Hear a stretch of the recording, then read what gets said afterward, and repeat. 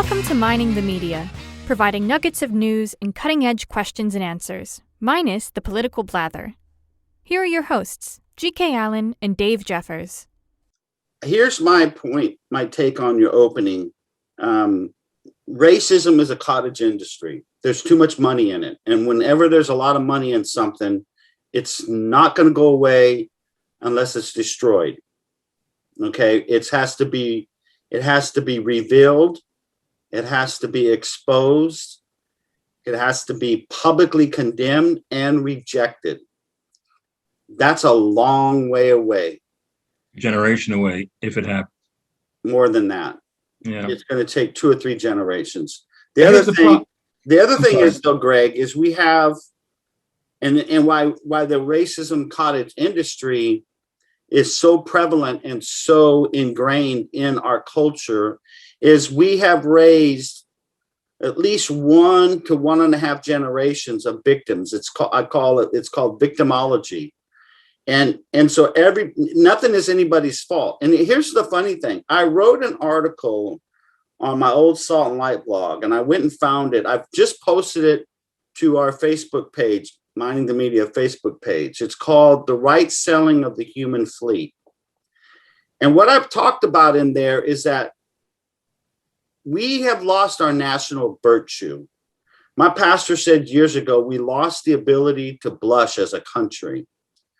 And so when you have things that you were talking about, critical race theory, and then when you have, particularly with critical race theory, and it goes back to my rant when we had Rod Martin on about voter ID laws, we have to stop dwelling in the stupid. We can't treat people as though they're stupid. We can't allow people to act as though they're stupid, all right? Because opposing voter ID laws is stupid.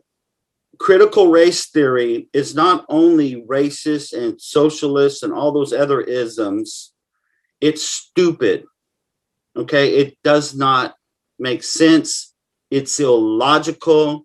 We all have look, there was a Ben Shapiro appeared on before Congress recently, and some black congresswoman was questioning him about stuff, and he was being very polite. But the basis of her questions were founded in stupidity. You have to be stupid, not ignorant. Stupid. And here's the difference. Ignorance can be fixed through education. Stupidity is just something you are. You're just stupid, and maybe you have no ability to overcome that, okay? And I mean that in a way, it's not just behavior. Sometimes it's the way you think. Well, AOC is stupid. Yes. Exactly. She is very stupid. Okay. And she's manipulative. And stupid people have to use manipulation to get by in this world.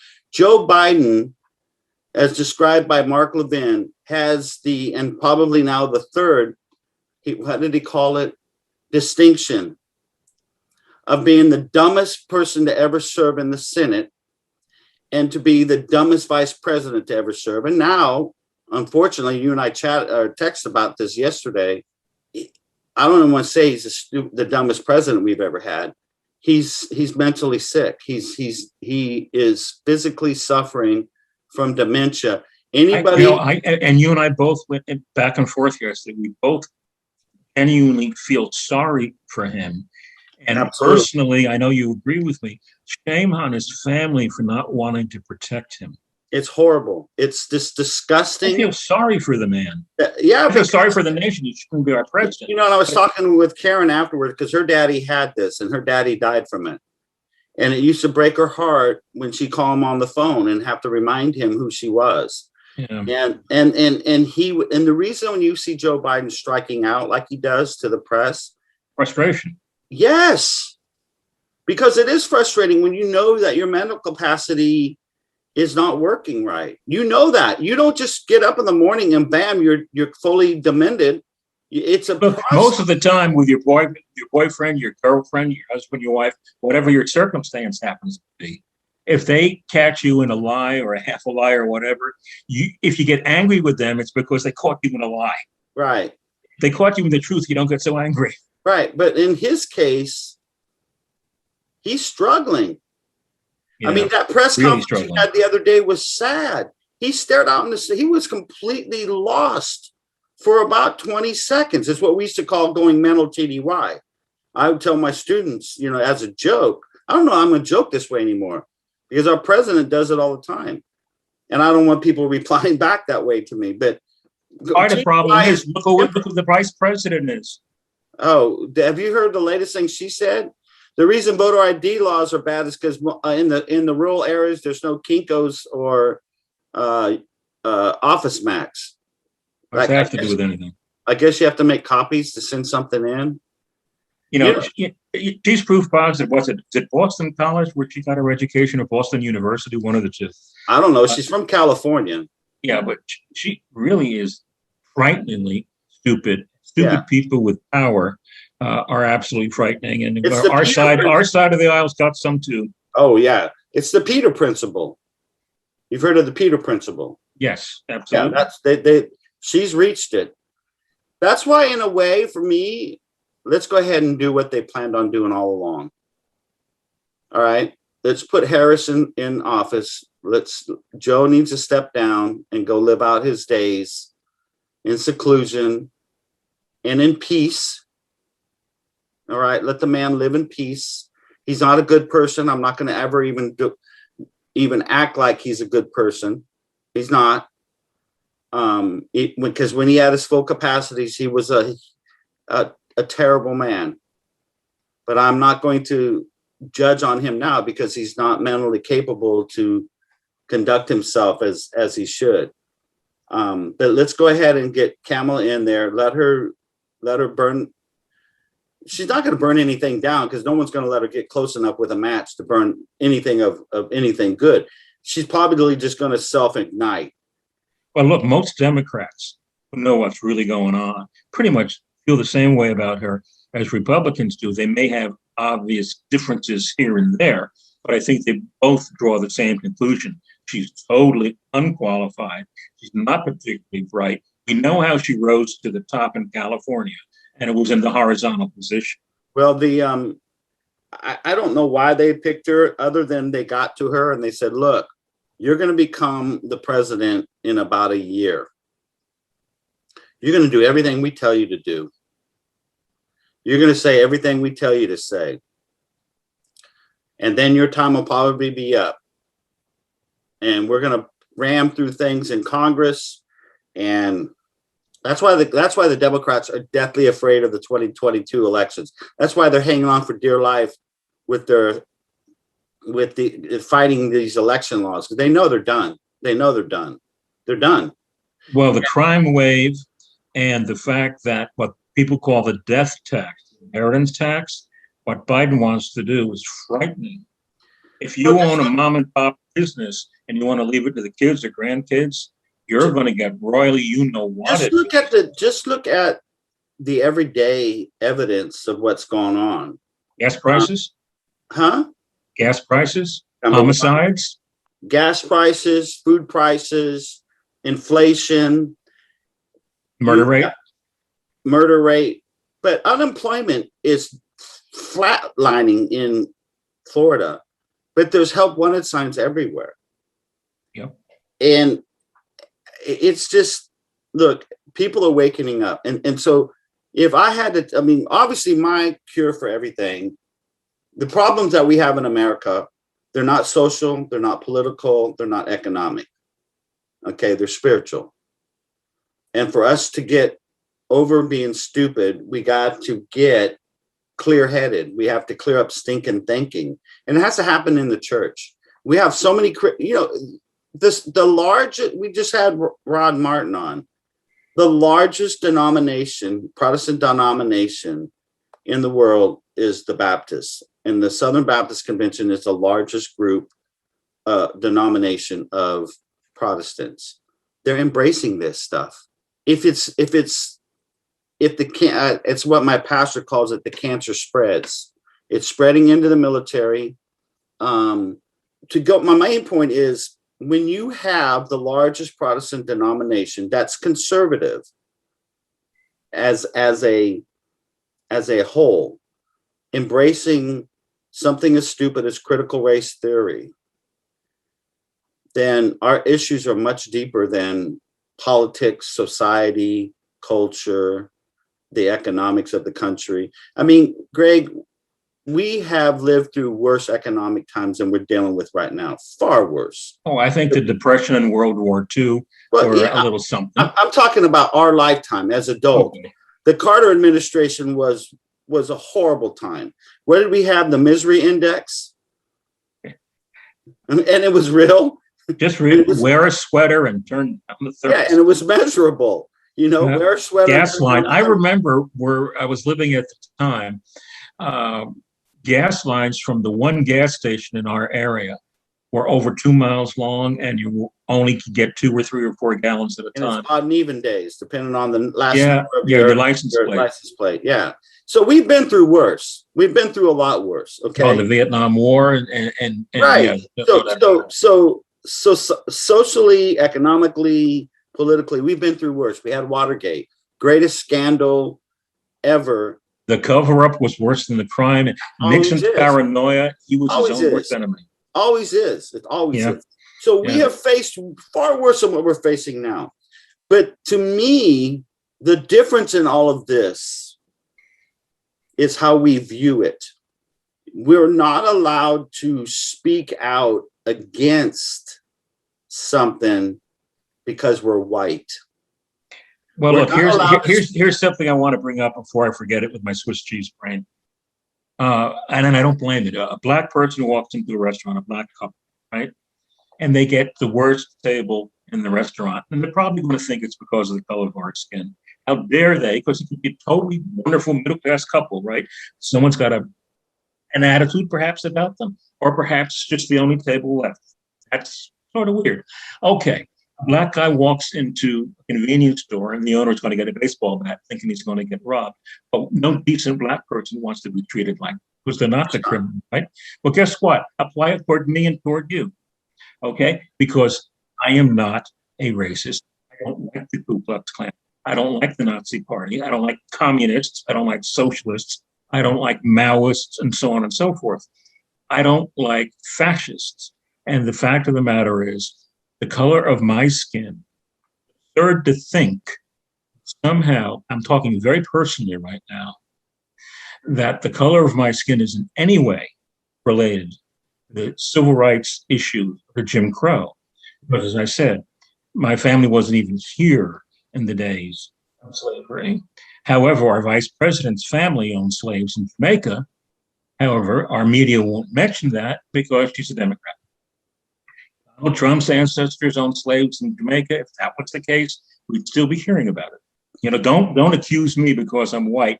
Don't assume anything. I absolutely believe that we've got to get to a point where we can honestly talk about things. Yes, there are some bad cops, but most black men who are killed by gun violence are killed by other black men. Oh, yeah. We have to, as a people, address the issues here. There's been black athletes and black entertainers who have spoken out against it, and they get absolutely pummeled on social media for it. It's going to be interesting to see if Herschel Walker has any ability to accomplish anything in Georgia. It's not just him; it's a number of athletes. I'm using him as an example. Here's something. Going back to what I was saying about the Southern Baptist Convention and Baptists and Protestants, and this term evangelical, whatever that means anymore. But I found this in a devotion that I love to read. It's called The Indwelling Life of Christ, All of Him and All of Me. It's written by he was in the British Armed Forces during World War II. He founded Capron Way Missionary Fellowship and Torchbearers. Torchbearers is a very famous training facility. His name's Major W. Ian Thomas, and he wrote this. It's called, and I only got a portion of it, but it's called Evangelically House Trained, which I thought was clever. And he talks about young people, because we've seen young Christians go off to college, go off to the military, or go off into life and completely lose their moral moorings. And here's why. There are countless thousands of young people who profess to be Christians and whose conduct conforms to certain patterns that are prescribed within the evangelical culture. They follow such behavior not because they have any deep spiritual conviction in these matters, but simply because they have been evangelically house trained. As they grow older and go off to a secular university or into the armed forces or into some other environment that detaches them from the evangelical mold to which they have been conformed, the results are inevitably disastrous. Confronted with the cold facts of life in a world of vastly different standards, they discover that they never had any real conscience about anything. They simply did what made them acceptable to the particular religious group they adhered to at the time. They were following conscience of convenience that governs behavior according to what is consequentially right or wrong. A conscience of conviction, on the other hand, determines what is morally right or wrong. While the conscience of convenience is subject to every changing wind of fashion, the conscience of conviction, under the full control of the Holy Spirit, is anchored in truth. When the Holy Spirit comes to take up residence within the spirit of a human being, he brings with him the absolute standards of righteousness, which reflect the very nature and character of God himself. Now, I don't know when he wrote that, but that book was published in 2006, and I don't know when he died. I'd have to look that up, but it's not current, but it is very, very current in relevancy.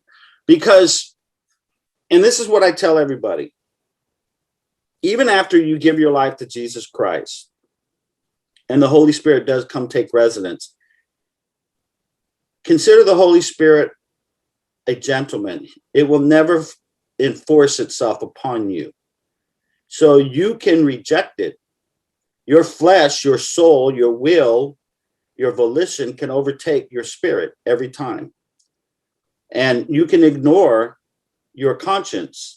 Your conscience has to be one of conviction, though, not of convenience. Because like our pastor always says, he said, Jiminy Cricket said, follow your conscience, Pinocchio. Well, what if your conscience is demented? You need to have a moral bearing, a moral foundation. And it's what the late, great Dr. Adrian Rogers called clearing up stinking thinking. That's what happens with the word of God. That's what happens with meditating on the truth of God. Because now, as Major Thomas wrote, you reflect the very nature of God and character of himself because you're living by the absolute standards of righteousness. Greg, you'll remember in 2006, which is when that book was published, in the year I published my first book, in Understanding Evangelicals, A Guide to Jesus Land, I talked about morality, that absolute truth was a moral ruler that measures righteousness. And it doesn't mean you have to accept it, but it is a yardstick. It's a measurement for what is right and what is wrong. Because, and I told you this one of the first times you ever interviewed me on The Right Balance, and many times after that, primarily when I was being interviewed about that book. What is the number one problem in America? A lot of people would think I was going to say the Democrats or this or that. What's right for you? Moral relativism. That's what I was. It's moral relativism. That's the number one problem in America. What's right for you is not necessarily right for me. But there is absolute truth. There's absolute truth. And when people say, no, there's not. And here's the way you can get around that. I teach this in my Sunday school class all the time. If someone tells you there's no such thing as absolute truth, I will always ask, really, how do you know that? And they'll say, well, it's not possible. I'm like, are you sure? And they'll say, yeah, I'm sure. I'm like, well, how sure are you? Are you absolutely sure? And they'll say, well, yeah, I'm absolutely sure. So you're absolutely sure that there's no such thing as an absolute truth? They said, yeah. I'm like, so an absolute truth is something that you know for a fact to be true, absolutely true. And they'll say, yes. Like, but you're saying it's absolutely true that there's no such thing as absolute truth. And you're done with them. See the fun? It's illogical to say that, because you cannot logically defend that position, because in your mind, look, your conscience, if it's based on conviction, look, you don't have, why do kids lie? Why do they lie? They lie because they think it's going to work. That sweet little Emily, daughter of yours, the first time she lied to you, she wasn't thinking about nothing. She lied to you out of her nature. My daughter is perfect. She has never lied about anything. No. Here's the thing. Here's the thing that people misunderstand. A child lies because it's in their, they have to learn not to lie. You're a liar because you lie. You don't lie because you're a liar. You're a liar if you lie, okay? So we teach our children not to be liars. Don't lie and you won't be a liar. If you lie, that makes you a liar. So it's the act that makes you what you are, okay? It's just like our pastor always says with homosexuality. It's not who you are, it's what you do. When it comes to moral character and moral behavior, it's not who you are, it's what you do. I want to interject something there, because it bothers me right now that whether we're talking about gay people or straight people or any combination or whatever, I think America in general, and I'm certainly not a prude and I haven't been an angel in my lifetime. And, I still like looking at attractive women. The unfortunate thing is it's part of my life to not looking back anymore, but at least, once upon a time. But I really think America, to a great extent, I'm thinking that America, to a great extent, uses sex beyond reason. I'm not talking even about the bedroom. I'm talking about the way you sell toothpaste, the way you sell a car, whatever. I don't like anybody who wears their sexuality as this is who I am, whether it's a heterosexual man with 10,000 gold chains and the hairy chest being, Mr. Heterosexual, or whether it's a very gay man or a very gay woman. Whatever you are, you are. I'm just offended by people who are living their life around their sexuality, because there's much more to life than just how you get your job. Yeah, and when you go back and you read not just the New Testament, but you read first century history, this is not a uniquely 21st century issue. Hey, look, but you've heard me say it a million times, between Shakespeare, Italian opera, and the Bible, everything you need to know about morality is in Shakespeare, Italian opera, and the Bible. It's true, and we're a fallen people. All right, human depravity is real, and we rationalize whenever we need to. Hey, what did Adam say to God? The woman you gave me made me do it. What he said. I thought he said, "Could I have a peach instead?" No. When God confronted them, the blame game began in the Garden of Eden. It did not start after that. It happened. It started in the Garden of Eden. Well, allow me to say, as it relates to the opposite sex, God did his best work in the design of the woman. They are just much prettier than us. And I would also say that visually speaking in this world, totally change the subject. God did his best painting, if you will, Devon and Cornwall and Switzerland. Because to me, those are the most beautiful places in the world. Yeah, Southwest England and Switzerland, it doesn't get any prettier than that. God did really great. He did a wonderful painting when he created Cornwall. The whole Alpine region is like that, because I've driven all through it. I've driven through Austria, going down to Italy. The Tyrolean mountains are incredible. It's the Dolomites and all that. Yeah, it's all gorgeous, gorgeous area. I did some stunt flying through the mountains of northern Italy when I was 15. in a biplane. It reminds me of Northern California. You're right. It does. Absolutely. Lisbon, Portugal reminds me of the old San Francisco when it was a nice city. Yeah. Now, I want to just wrap my part of this up with one thing, because we kind of touched upon it. And one thing that really bothers me, Dave, and you were talking about it earlier with victims, so on and so forth. Everybody wants to be a victim. And you've heard me say this many times to you over the years, that when I want to make my point about, I want to be a victim too, I say the following, and you've heard me say it. I was deprived of a deprived childhood. I want to feel sorry for myself. Yeah. I was deprived of a deprived childhood. But the problem we have now is people, and you can see this across the board, politically, absolutely across the board. People want to be a victim. We don't hear in everyday parlance, in everyday conversation, everyday media, the word hero anymore. No one wants to be a hero. Everybody wants to be a boo-hoo. Feel sorry for me because I was deprived of a deprived childhood. I have yet to own a BMW. I mean, if you're looking for an excuse to be miserable, you got it. Well, that goes back to not wanting to take responsibility. It's easier to be a victim. We want to be controlled. I mean, look at what we did in the last 16 months. We agreed to have our rights completely taken from us. Our businesses ruined. Our lives completely forever altered and shattered because of a virus that could have gone away had we done the right thing. But I want the Chinese done the right thing. Huh? Have the Chinese done the right thing? Oh, heavens no. They're the Chinese. Don't expect anything from people like that.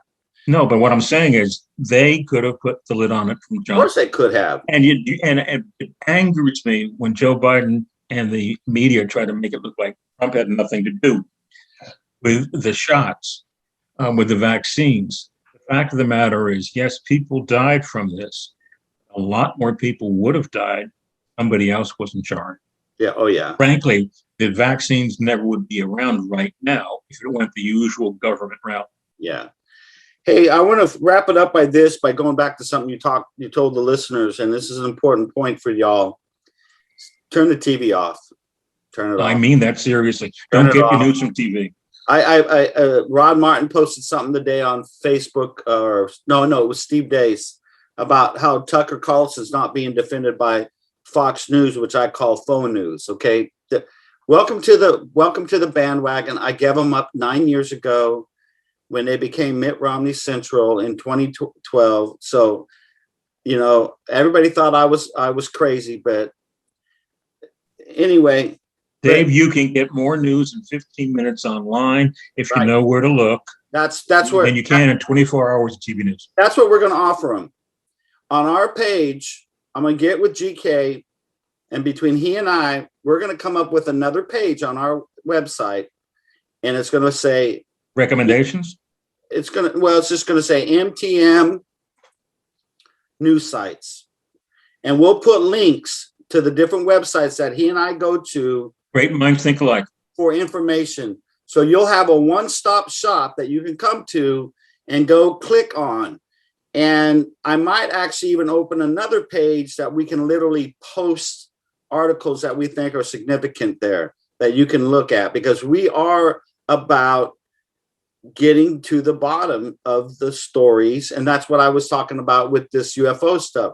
I need evidence for me to come up with to critically think, to critically analyze. I need some facts. I need some data. I need some evidence. And that's what we'll provide you, some of those things. And people always ask me, well, where do you go for your news? I go, I go to a lot of places. But you know what I do? I don't listen and I don't watch. I read. When you listen, and they've proven this many times, and I'll use a little bit of history as an example. When people listen to radio, they actually take in more information than when they watch television. True. That's true. It's been proven. Yeah. You know why? Because people are involved. You sort of meet the voice halfway when you're listening to radio. TV sometimes is sort of like an optical illusion or a Valium. Yeah. You're not quite as sharp. And you can go back to the Nixon-Kennedy debate. when they took the polls, Nixon won handily among those who listened to the debate. Mm-hmm. Kennedy won handily among those who watched the debate. Or someone should have told Nixon, "You're not camera friendly. You need makeup." Yeah. I don't understand why he didn't put a little bit of old theatrical makeup on his mug. Yeah. But I happen to have liked Kennedy. I know you, Chair. I think it's a real sin in our lifetime talking about things that have gone wrong. That's what I love about when we do this, because we never know where we're going to go or wrap it up. But I really do believe the things that have hurt me and you, because we're almost the same age. I'm older by a few years, but we're within the same general ballpark. And the fact is that the Kennedy assassination was really not good for America. And I say that as someone who campaigned for Barry Goldwater. Okay. I wish Kennedy had his full term. I think it may have turned out better in Vietnam if he had. At the same token, Martin Luther King's assassination, one of the most horrible things to happen in this country. And Lyndon Johnson was one of the most horrible things happen to this country. He was a venal, horrible man, and we would have been far better off with John Kennedy alive than Lyndon Johnson. And when you look back on the 20th century, you look at all the Democrat presidents, or actually to this day, from the first of the 20th century, beginning of the 20th century, there's only two presidents, or there's two presidents, not only, there's two presidents that would, well, let's call three. One of them was a candidate before he was assassinated. There's only three Democrats who would not be welcomed into the Democrat Party today as a front runner, as a candidate, a nominee. And that's Harry Truman and John F. Kennedy and Robert F. Kennedy. They would not be welcomed. They could never get a nomination today if they depended on it. Woodrow Wilson would have been a shoo-in.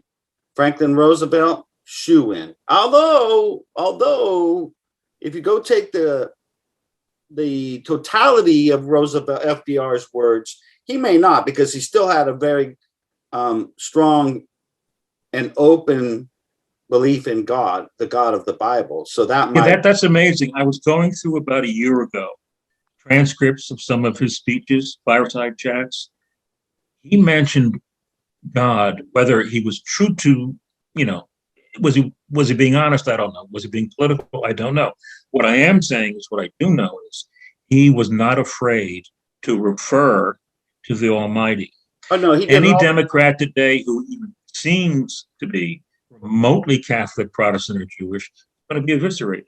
Yeah. In fact, Bill Federer's book, The Encyclopedia of American Quotations, there's a huge section in there on Franklin Roosevelt where he quotes God. But I've proven this because I have gone and asked some of my lefty Democrat friends, particularly those I grew up with, would you accept this as a, if a candidate was running for the Democratic nomination, would you support a candidate who supported these things? And they would say, absolutely not. And I'm saying, well, you wouldn't support John F. Kennedy then. They're like, oh, you made that up. I'm like, no, here's the link. I went and got all this stuff from his own website, from the website that they have historically, the things he supported, the things that Truman supported. They would not have FDR prior to World War. I think FDR was a pretty good war president. I think. First of all, unlike our side, the Republicans, oddly, before Pearl Harbor, FDR had a better view on what was going on than many of the conservatives. He did, and that was from being Secretary of Navy. So he had that level of experience. But where FDR did most of his damage was domestic. Acting the Supreme Court, the Supreme Court, the economic policies that he put in place. That's where he did the damage, and it's still there. But as a wartime president, I think he did a very good job. Truman. Well, I think once America got its ass kicked in Pearl Harbor. When people say it was the greatest generation, I don't know. I mean, the people that created our country, our founding fathers, thank you very much. They were amazing. I think the most underrated people and the most underrated point of our history was the War of 1812. Yeah. It does not get any attention whatsoever. We almost lost our nation then and there. I think people should go to the history books and just read a Cliff Notes on the War of 1812. And go read about James Monroe. He was amazing during the War of 1812. Wouldn't you love to have interviewed Madison and Monroe? Yeah. Love them both. Underrated presidents. I would love to have interviewed, even though I never saw America, I would love to have interviewed John Locke. Oh, yeah. Yeah. Well, folks, I don't know what we did here. We'll figure out. We'll figure it out. I think I'll even put this at the end of the show so you can know this is how we do it. But hey, listen, if we've touched a chord and you want more information, or you would like us to talk about something, or maybe you have a guest you'd like to maybe interview, we'll give it a shot. I mean, I contact a lot of people. I'm working on more guests, and we're working on getting Brian Ward on to come back and talk to us about election integrity. I had lunch with him yesterday with a couple of other fellas, and he is mentally exhausted from all the stuff he's done. So he had to literally take a break from it, but he's very much involved. And the things that are going on in Arizona, in Fulton County, Georgia, and what's going to happen up in Pennsylvania are huge. And he promised to come back on the show probably later this month, come back to the show and give us a big time update on what's going on with that. But we, sometimes we just think that this is just some thoughts, and this is how we figure things out, folks. We talk things out. Let's talk to each other instead of at each other, and let's talk and listen. And I'm as guilty as the next person of having too high of opinion, or of my opinion or my viewpoint. And we just need to help people come. There's a passage in the Bible that says, "Come now, let us reason together." And we need. Look, Dave, you know so much of my background in the world of music, especially before I ever got into politics and broadcast radio and all that. I love music. I truly, truly do. And the people that inspired me and my late brother, who, as you know, early, when we were kids, we both wound up being drummers. Glenn was 5 years younger than me. Gene Krupa, white Italian American, Cozy Cole, those two gentlemen created Glenn, GK, aka Greg. That's how we became drummers, because of two people. And guess what? As kids, it didn't dawn on us that one was Italian American and one was black. We just knew, my God, did you hear that triple paradiddle? Wasn't that unbelievable? And we would try to imitate, and often we did, and sometimes we couldn't. My brother was a better drummer than me. I was good. Glenn was great. And when I think of the music I love Johnny Cash, and I love Howlin' Wolf. One guy's black, one guy's white. God bless the both of them. That's all I got to say. Yeah. Okay, folks, that'll do it for this episode, or part 1, 2, 3. I'm not sure what we're going to end up with at the end of this, what makes it to the cutting floor. But thanks for jumping in and listening to us. We're getting some good feedback. Please do give us feedback. Also, if you haven't already subscribed, please do. I made it easy for you at the website, mindingthemedia.com. You can subscribe to iTunes, Stitcher, Rumble, and YouTube there. Some people like to watch, but like Greg says, sometimes it's better to listen. And he needs to go because this ride just came home, and it's dinner time here in my house. So until next time, take care, and we'll see you on the flip side.